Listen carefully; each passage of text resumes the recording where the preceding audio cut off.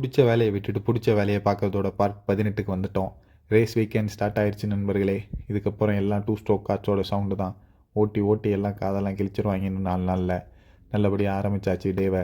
எல்லா டீம்ஸும் வந்து அவங்களோட பிட்டெல்லாம் செட் பண்ணி எல்லாம் ரெடி ஆயிட்டாங்க ரேஸ் வீக்கெண்டுக்காக. அப்படியே நாங்களும் ஒவ்வொரு செஷன்ஸா ஷெட்யூல் போட்டு அனுப்ப ஆரம்பிச்சிட்டோம். ஒவ்வொரு கேட்டகரிக்கும் தனித்தனியா. இவங்கள பார்த்துருந்தீங்கன்னா உங்களுக்கு தெரிஞ்சிருக்கும். இவங்க தான் நம்மளோட கோயம்புத்தூர் நண்பர்கள்.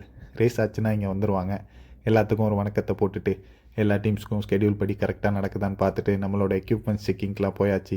இந்த ரேஸ் வீக்கெண்டுங்கிறனால சிசிடிவி எல்லாம் ஒர்க் ஆகுதான்னு எல்லாம் செக் பண்ணி பார்த்துட்டோம். முடிச்சுட்டு நம்மளோட கோயம்புத்தூர் நண்பர்களோடு சேர்ந்து லஞ்சையும் அங்கேயே உட்காந்து சாப்பிட்டு முடிச்சாச்சு.